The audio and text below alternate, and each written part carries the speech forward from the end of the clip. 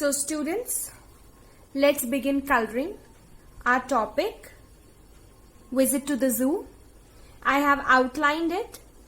I'm sure you must have outlined. If you have not, it's okay. If you want to outline, it's always better. Now, I am using a mustard color for the lion. You can also color him with a yellow, but preferably a dark yellow. I am going to do single coloring with a single color, and I will also be teaching you shading. Now, it is up to you. Those who want to do a single color, they can. And those who want to learn shading, they can do shading also. I've colored the face already. Let's color the body. Done.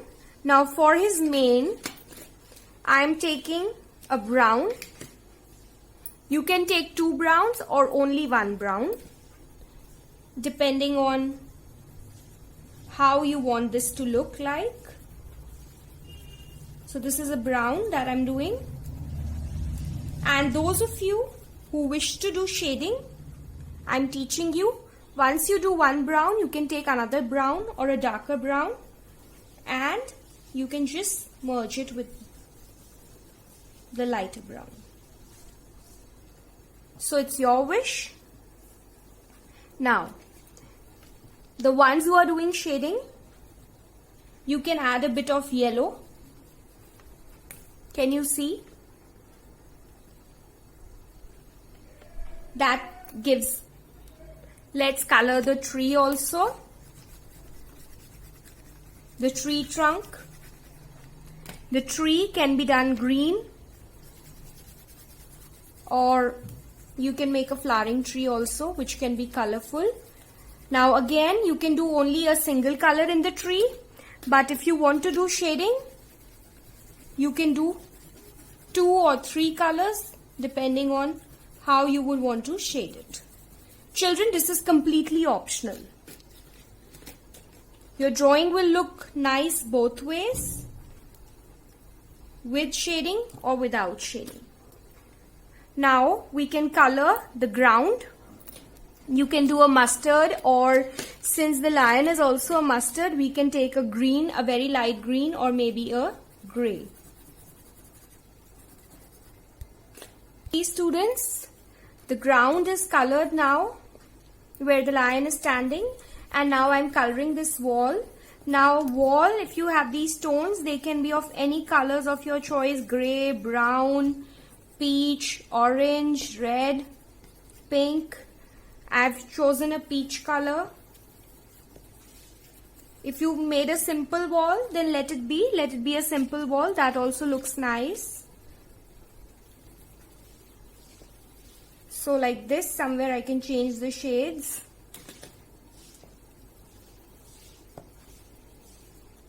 Single color wall also, like I'm saying, you can do.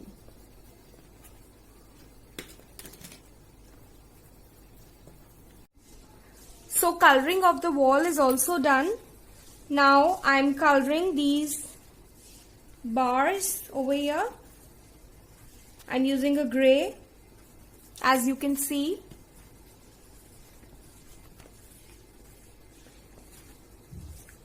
Now, just with the gray color in my hand, let me quickly color the elephants also. Children, if you have made elephants, then they will be gray in color. In case you don't have a gray color, you can do them with a brown. Maybe it has a lot of mud on its body. So like this, very neatly, we are going to color the elephants also. See how quickly your work is getting done. So you just pick up one color, and wherever you want to do that one color, you can quickly do that one color. So this way we'll color the elephant. We'll not color on the outlines so that our work looks neater. That's the reason we've outlined this, children. Now, if you want to do a bit, you feel the ear is getting too mixed up, all gray, nothing is showing properly, put little bit of pink in the ear, then take your gray color and then just mix that pink with the gray so that you get a different shade for the ear. Now you can just take a lemon yellow color or an off-white color, whichever color is available to you, and color his nails. Now the elephant at the back, let's color him also. I can do him a little lighter so that these two elephants don't get mixed up. If you have made only one elephant, then you don't have any issues. That elephant is also done. Now let's quickly pick up any other green color. So I'm picking up an olive green, and wherever I feel that I need to do some greens, like in the bushes or over here where the elephants are, I can just quickly do that same green color in 2-3 different places. This way when you will do, you will be able to complete your work faster, children. Please color the wall of the elephant's enclosure also. Again, it's your wish. What colors, what shades, what are you doing?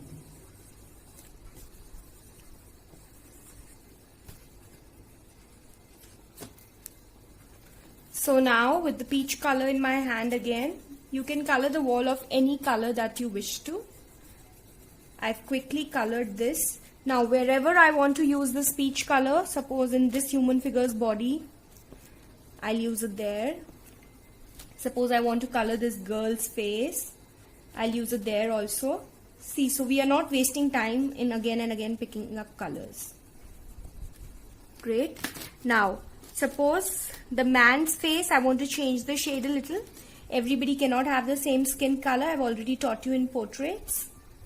So, I'm taking the mustard color for him, and I'm just quickly coloring him with this mustard color. Now, coming back to the composition,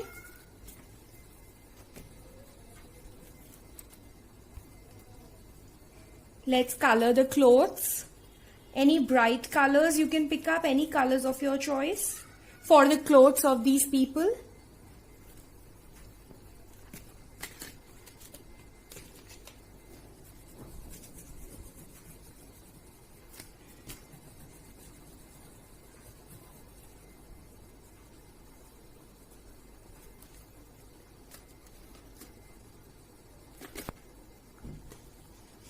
Again, now those of you who want to do a bit of shading, you can take a darker blue also along with this lighter blue, and you can give some shading.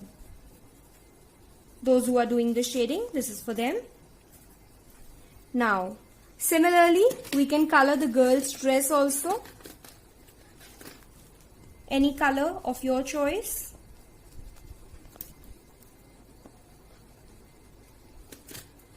Can be done over here.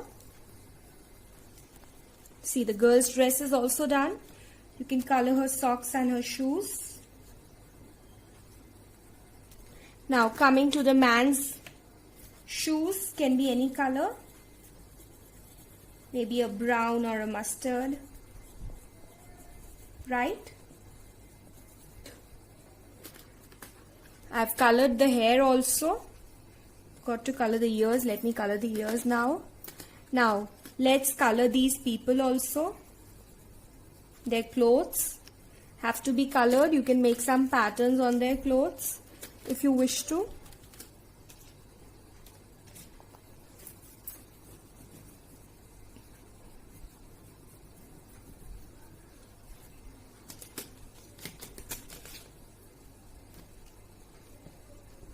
Alright children, so this way our work is done. Now coming to the sky, let's color the sky now. You can do it a single color, or again if you want to do shading, you can use 2 colors. I'll tell you the shading over here. Single color, those who are doing can do this blue only, and those who want to do a bit of shading can use a yellow along with the blue, but you have to be careful. If your yellow will go on the blue, then it will become a green color. So you have to be a little careful that ways. So I can take the yellow color like this, away, keep it away from the blue, don't go close to the blue. And then those who are doing shading, this is for them. Take your white color and merge the 2 colors together.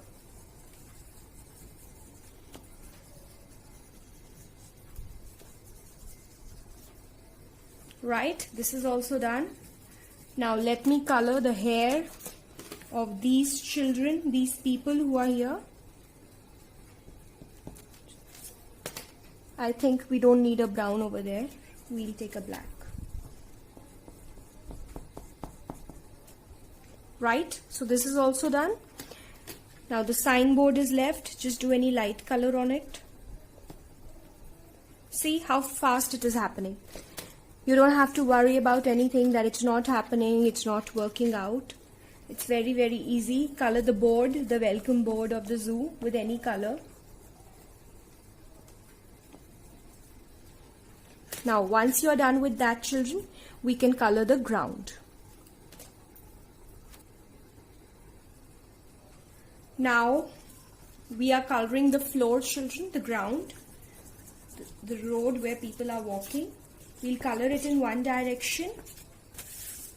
You can turn your sheet a little without leaving white spaces. Now again, those of you who are doing shading, children, you can, at the corners, you can put a little bit of brown or a dark gray or a mustard.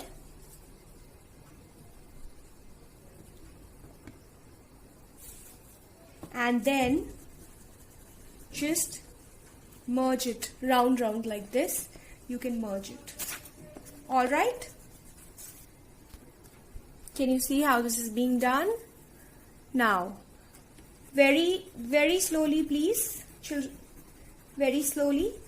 You will not color the gray inside the clothes of the people who are walking over there. Very slowly, very neatly. Just, you can like this, complete the background coloring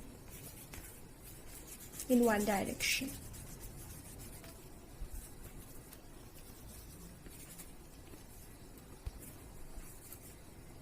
So students, you can see the background coloring is also complete, and our topic, visit to the zoo, is done. It's ready. Now, the ones who are doing shading, in the elephant, if you want to add a bit of shading, so then you can take your black, add it in some areas, very light, and then just take your gray color. You can also use brown and merge. Can you see? Alright, so this way, if you want to shade the elephants can also be done. Let's add a bit of yellow in the tusk. It's completely white tusk, looks as if we have forgotten to color it. So students, we are done. Hope you've enjoyed. Thank you.